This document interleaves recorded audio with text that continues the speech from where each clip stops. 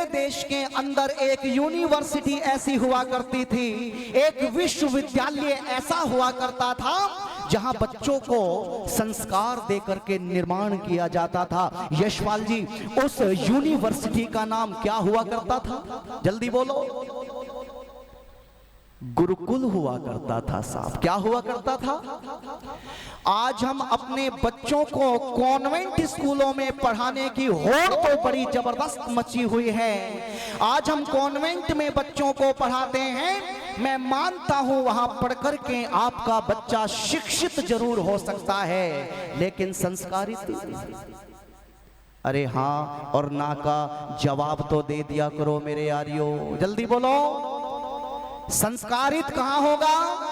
गुरुकुल में पढ़ने के बाद में वो संस्कारित होगा मेरे आर्यों। लेकिन आज गुरुकुल समाप्त होते चले गए, उनकी जगह कॉन्वेंट स्कूलों ने जगह ले ली, और जहां केवल हुड़दंगपना आपके बच्चों को केवल और केवल थाल में सजा करके परोसा जा रहा है मेरे आर्यों। ये स्थिति आज के समाज की है। और क्या क्या परोसा जा रहा है? आप सभी के पास में मल्टी लेवल ये फोन आपके हाथ में है, और इस फोन के अंदर एक इंटरनेट है, और एक इंटरनेट का रिचार्ज करके आज हम मल्टीमीडिया फोन अपने बच्चों को दे दिया करते हैं, और फिर कहते हैं कि जी बच्चा तो हमारा ऐसा नहीं था, लेकिन ये बिगड़ कैसे गया इस बात का हमें नहीं पता। लेकिन बिगड़ने का जो इंतजाम था वो हमने बाहर नहीं कर रखा, वो तो हमने अपने घर में ही, जल्दी बोलो, किया हुआ है मेरे आर्यों। यदि आप समाज देखो, समाज क्या है? एक व्यक्ति से दूसरा जुड़ा, दूसरे से तीसरा, तीसरे से चौथा, चौथे से पांचवा, और सभी लोगों के समूह को क्या कहते हैं? जल्दी बोलो। वो समाज होता है। समाज किसी भवन का नाम नहीं है, समाज किसी बिल्डिंग का नाम नहीं है। अरे श्रेष्ठ लोगों के समाज को समाज कहा जाता है। अब बात आती है संस्कारों की, बात आती है बच्चों के संस्कारों की, तो जरा याद करना मेरे आर्यों, अभी आपके बीच में बोल करके गई हैं कि साहब बुजुर्ग पिता अंदर कमरे में बंद है, गेट खोल के देखा तो हड्डियों का ढांचा मिला है। याद रखना मेरी माताओं, ऋषिवर देव दयानंद ने स्पष्ट शब्दों में लिखा है, और 3 गुरुओं में सबसे पहला गुरु किसको बताया? जल्दी बोलो। आपको बताया, दूसरा पिता को बताया, और तीसरा? अब आप जरा दिल पे हाथ रख करके मुझे बताना, क्या ये आज तीनों लोग अपनी जिम्मेदारी को ठीक से निभा रहे हैं या नहीं निभा रहे? जल्दी बोलो। आज घर में पिता भी 1.5 लाख रुपए कमाने की होड़ में लगा हुआ है, उधर देवी जी भी 3 लाख रुपए महीना छापने की होड़ में लगा हुआ है, और जो बच्चा घर में पैदा हुआ है, जब उसको शिक्षित करने की बात आती है, जब उसको संस्कारित करने की बात आती है, तो 1500 रुपए का एक टीचर पढ़ाने के लिए हमने, जल्दी बोलो, अपने घर में लगा रखा है। तो मैं आपको ईमानदारी के साथ में बता देना चाहता हूं है मेरी माताओं, वो आपके बच्चे को केवल पढ़ा सकता है क्योंकि आप उसको 1500 रुपए महीना दे रहे हैं, लेकिन आपके बच्चों को वो संस्कारित, जल्दी बोलो, बिल्कुल नहीं कर सकता। मैं अक्सर कहा करता हूं, यदि आप अपना 55 सुधारना चाहते हो, क्या सुधारना चाहते हो? 55 सुधारना चाहते हो, तो अपने बच्चों का क्या सुधार दो? जल्दी बोलो। बचपन सुधार दो। बचपन सुधरेगा तो आपका 55 भी सुधर जाएगा। अरे जब हम चंडीगढ़ में जाते हैं, जब हम दिल्ली में जाते हैं, जब हम कलकत्ता में जाते हैं, तो करोड़ों रुपए के हमें फार्म हाउस मिलते हैं, करोड़ों रुपए के हमें घर मिलते हैं, और लेकिन उन घर में रहने वाले कितने लोग मिलते हैं? जल्दी बोलो। केवल 2, और वो 2 भी कौन कौन? एक पिताजी और और तीसरा भी एक व्यक्ति रहता है, उसको क्या कहते हैं? उसको क्या कहते हैं साहब? नौकर कहा जाता है मेरे आर्यों। और जब पूछा जाता है माताजी पिताजी बच्चे कहाँ हैं, बोले संदीप जी मत पूछो, हमने बहुत अच्छे कर्म किए थे। मैंने कहा बच्चे कहाँ, बोले एक बेटा अमेरिका में डॉक्टर है और एक लंदन में इंजीनियर है, करोड़ों रुपए के पैकेज ले रहे हैं, पैकेज। मैंने कहा करोड़ों रुपए के पैकेज तो ले रहे हैं, लेकिन चिंता मत करो, अंतिम संस्कार वहीं बैठ करके लैपटॉप पे बैठ करके तुम्हारा अंतिम संस्कार वो करेंगे। आज तुम अपने आप को बहुत गौरवान्वित महसूस कर रहे हो। क्या भूल गए मेरे आर्यो वो लखनऊ रिटायर्ड कर्नल की कहानी यशपाल जी? सेना का रिटायर्ड कर्नल क्या छोटी मोटी चीज होता है क्या?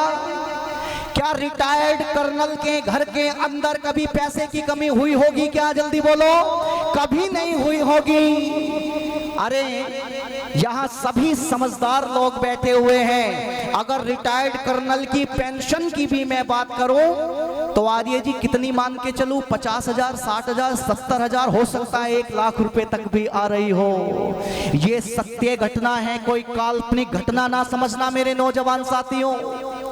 लखनऊ के पोर्श इलाके में बंगले में रह रहे कर्नल साहब और उनकी पत्नी 2 बेटों को सारे जीवन की कमाई को लगा करके अमेरिका में पढ़ने के लिए भेजा और वहां पढ़ाई की। पढ़ाई पूरी करने के बाद में एक जानी मानी कंपनी में अच्छे पैकेज पर सेट हो जाते हैं मेरे आर्यो। और जब सालों गुजर गए वहां रहते रहते, तो एक दिन कर्नल साहब का फोन अपने बड़े बेटे को जाता है। जरा दिल थाम के सुनना इस बात को, हम कैसे समाज में रह रहे हैं। छोटे बेटे के पास में नहीं, बड़े बेटे के पास में फोन कर्नल साहब ने किया और रुंधे हुए गले से, बैठे हुए गले से रो रहे हैं कर्नल साहब और रोकर के कहते हैं कि बेटे, जिस माँ ने तुम्हें 9 महीने पेट में रखा था, हर सुख दुख सहन करके तुम्हें पाल पोस कर बड़ा किया, आज वो तुम्हारी जन्म जननी इस दुनिया को छोड़ करके, जल्दी बोलो, हमेशा के लिए चली गई। तुम एक काम करो, तुम जल्दी आ जाओ। ये सुन करके बड़े बेटे ने मेरे भाइयों फोन रख दिया और वो तुरंत अपने छोटे भाई को फोन मिलाता है। वो कहता है भाई ऐसे ऐसे हो गया, एक काम कर तू चला जा। वो छोटा भाई कर्नल साहब का छोटा बेटा अगले दिन फ्लाइट पकड़ करके लखनऊ पहुंचा और पहुंच करके जब अपने पिता से मिला, पिता ने कहा कि बेटे तेरा बड़ा भाई नहीं आया। ओ मेरे आर्यो, अब सुन लेना इस बात को। जब कर्नल साहब ने पूछा कि तेरा बड़ा भाई नहीं आया, अब छोटा बेटा क्या जवाब देता है? वो छोटा भाई कहता है कि पिताजी, भैया ने ये कहा है कि अब की बार माँ मरी है तो तू चला जा, जब पिताजी मरेंगे तो मैं चला जाऊंगा। ताली बजाने वाली बात नहीं है मेरे आर्यो, सोचने वाली बात है। वो कहता है अब की बार पिताजी, माँ मरी है तो तू चला जा, जब पिताजी मरेंगे तो मैं चलूंगा। जब पिता ने जब ये बात सुनी मेरे आर्यो, धरती के नीचे, पैरों के नीचे से जमीन खिसक जाती है और कुछ नहीं बोले वो पिता सीधे अपने कमरे में जाते हैं और एक नोट पैड निकालते हैं और उस पैड पर चंद शब्द लिखते हैं मेरे यारियों। और क्या लिखा? वो लिखते हैं कि देखो बेटे, हमने तुम्हारे लालन पालन पोषण करने में कभी कोई कमी बाकी, जल्दी बोलो, नहीं की। अरे हमने अपने आप दुख सहन किया, लेकिन कभी तुम्हें दुख का आभास नहीं होने दिया। लेकिन मैं अंतिम दिल की बात ये कहना चाहता हूँ, ओ मेरे बेटे, तुझे आने की जरूरत नहीं पड़ेगी, तेरे भाई को यहाँ आने की जरूरत नहीं पड़ेगी। अब तू तो यहाँ आ ही रहा है, और जब तू आ ही रहा है तो एक काम करना, दोनों को निपटा करके ही चला जा। ये बात कहकर के कलम रख दी और अपनी सर्विस रिवॉल्वर को निकाला और कर्नल साहब ने गोली मार करके हत्या कर ली मेरे आर्यो। आपको क्या लगता है जब इस दुनिया के अंदर कर्नल, मेजर, डॉक्टर सुरक्षित नहीं है तो आम घरों के पिता की, पिताजी की क्या स्थिति होगी मेरे आर्यो? ध्यान देना, यदि आप चाहते हैं कि मेरे घर के अंदर मेरा बेटा ये ना कहे कि मां मरी है तो तू चला जा, बाप मरेगा तो मैं चला जाऊंगा, तो आपको ऋषिवर देव दयानंद के सिद्धांतों से और आर्य समाज के सत्संग से अपने बच्चों को जोड़ना पड़ेगा। लेकिन जोड़े कहां से? आज तो हम एटीएम मशीन बनाना चाह रहे हैं साहब, उसका बेटा आईएएस बना है तो तू उससे भी बड़ा कुछ बनना। आज हम बड़ा बनने की होड़ में लगे हुए हैं मेरे आर्यो। क्या ये हमारा इस तरह से समाज सुधार हो सकता है क्या? ध्यान देना, यहाँ केवल पिता की बात नहीं है। और उस पर्व को क्या कहा जाता है? जल्दी बोलो। नवरात्रे कहा जाता है साहब। और उस नवरात्रों में क्या किया जाता है? उस नवरात्रों में देवी माँ को मनाया जाता है। मैंने एक नौजवान को भागते हुए पकड़ा, मैंने कहा भाई सुन, तेरे घर में से बड़ी शोर शराबे की आवाज आ रही थी, क्या हुआ? बोले पंडित जी मत पूछो, ये जो मेरे घर में माँ बैठी हुई है ना, ये मेरे से तब ही खाना मांगती है जब मैं दुर्गा माँ की पूजा के लिए जाता हूँ, तभी इसको पानी चाहिए होता है, तभी इसको भोजन चाहिए होता है। इनको ये नहीं पता कि अभी मेरा समय शेरा वाली माँ को मनाने का है, इनको समझ में नहीं आती है ये बात। ओ मेरे आर्यो, आज जिंदा है तो माँ को बात समझ में नहीं आ रही, और जब माँ इस दुनिया को छोड़ करके चली जाती है तो आज की ये डुप्लीकेट संतान एक और नाटक करती है मेरे आर्यो। और वो नाटक हुआ करता है तेहरवी का। कौन सा नाटक हुआ करता है? तेहरवी मनाई जाती है। मैंने कहा भाई इतना खुश क्यों हो? अरे भाई तुम्हारी जन्म देने वाली माँ इस दुनिया में नहीं रही। वो कहता है संदीप जी, माँ को तो एक दिन जाना ही था, लेकिन ये बताओ रसगुल्ला कैसा बना है, लड्डू कैसा बना है? अरे छोड़ो, ये तो दुनिया आनी जानी है। जो बेटा ऐसे शब्द कहता हो ओ मेरे आर्यो, तो सोचो जरा संस्कार देने में कितनी बड़ी भूल आप लोग करके बैठे हुए हो। उस मूर्ति को तो खिलाने के लिए जाएंगे अगले महीने, और हजारों नहीं लाखों रुपए खर्च होंगे 8, 9, 10, 15 दिन के अंदर। लेकिन जो माँ हकीकत में कुछ खाना चाहती है, जो हकीकत में कुछ पहनना चाहती है, वो तुमसे कुछ बोलना चाहती है, तुम्हें आशीर्वाद देना चाहती है, आज हमने उनको अपने घर से निकाल करके कहाँ भेज दिया? जल्दी बोलो। वृद्धा आश्रम हमारे हरिश्चंद्र जी बता रहे हैं। अरे उस दुर्गा माँ को तो 9 महीने 9 दिन के लिए आप लोग घर में स्थापित करोगे, लेकिन जो जन्म जननी है उसको हमेशा के लिए निकाल करके वृद्धा आश्रम में स्थापित कर दोगे, तो ये बात तो मेरे प्यारे सज्जनों सिद्धांतों के खिलाफ है। आइए 2 पंक्ति कहकर के अपनी वाणी को विराम दूंगा। लेखक ने बड़ा सुंदर लिखा, क्या? एक माँ तो बैठी भूखी, एक माँ तो बैठी भूखी, एक को हलवा खिलाए।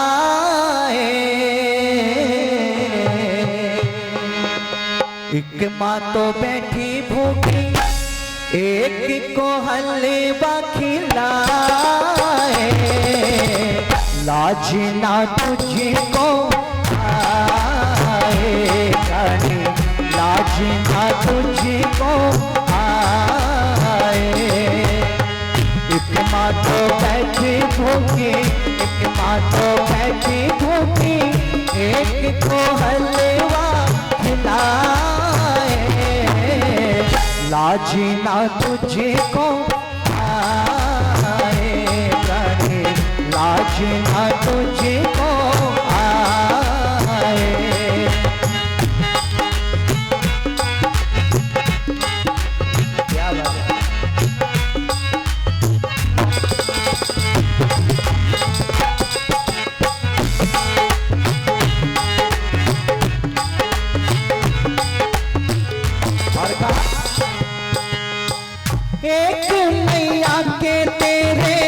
फट गई धोती, एक मैया के तेरे फट गई धोती, बिना रजाई के वो रातों में सोती, बिना रजाई के वो रातों में सोती, एक को जाके साड़ी चुनरी ओढ़ाए, एक को जाके साड़ी चुनरी ओढ़ाए, बेटे होने का कैसा फर्ज निभाए।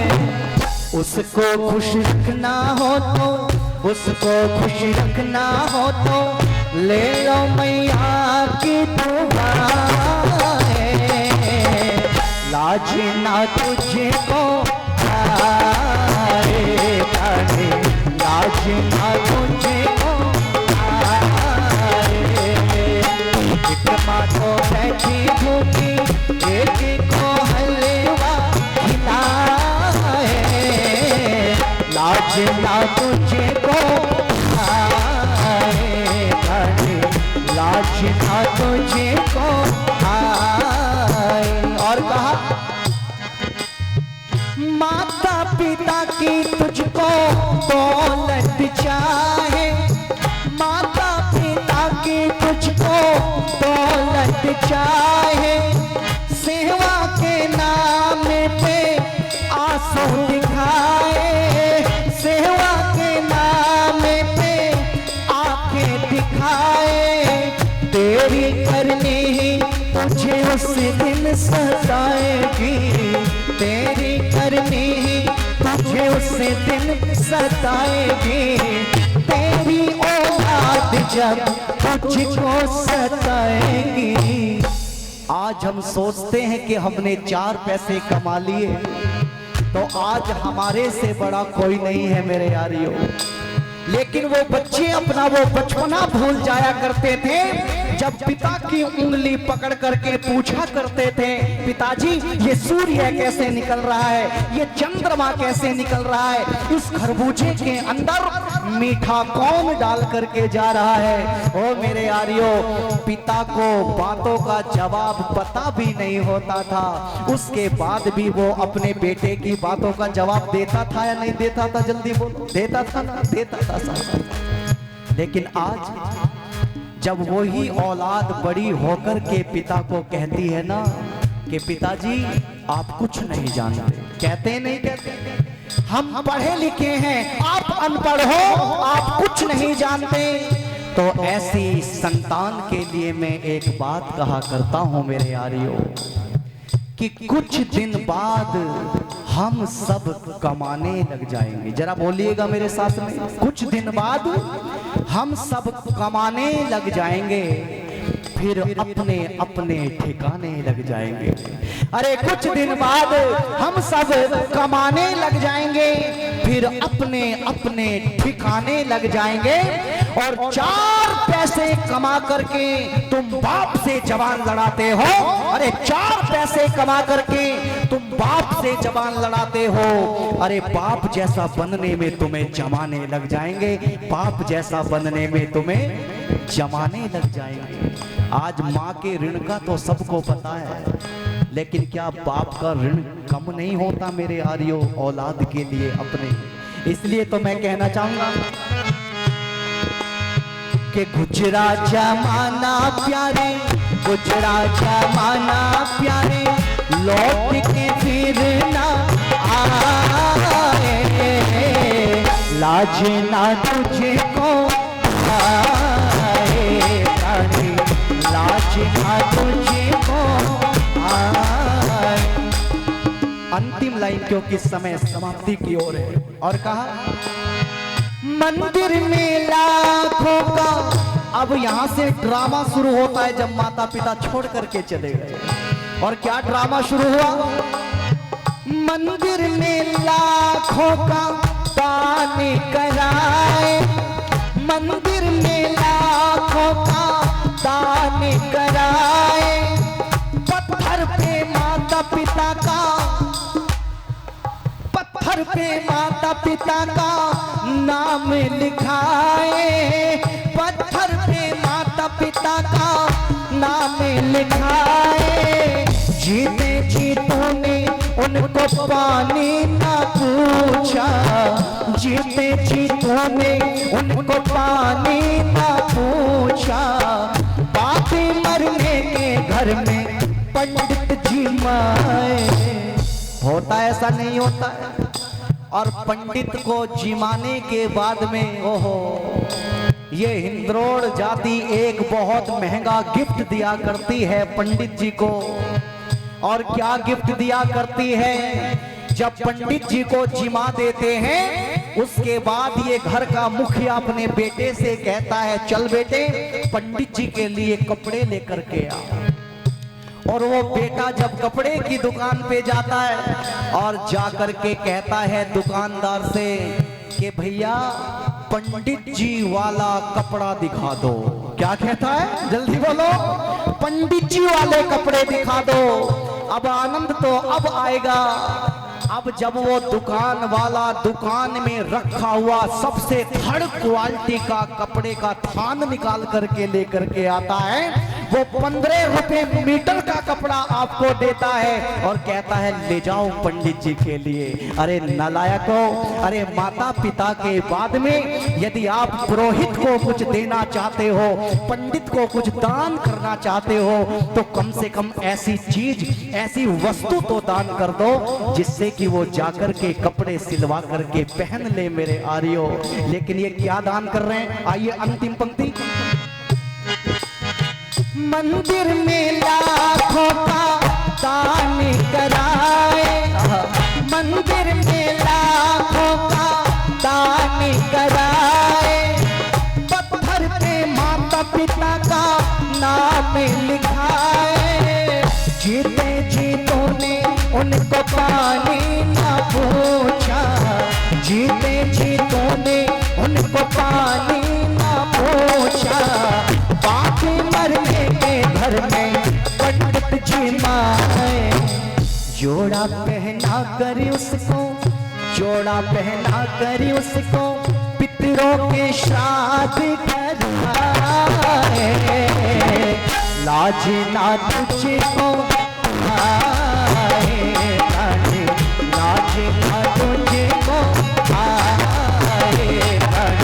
लाज ना तुझको आए, लाज ना तुझको आए, लाज ना तुझको आए, लाज ना तुझको आए, लाज ना तुझको आए।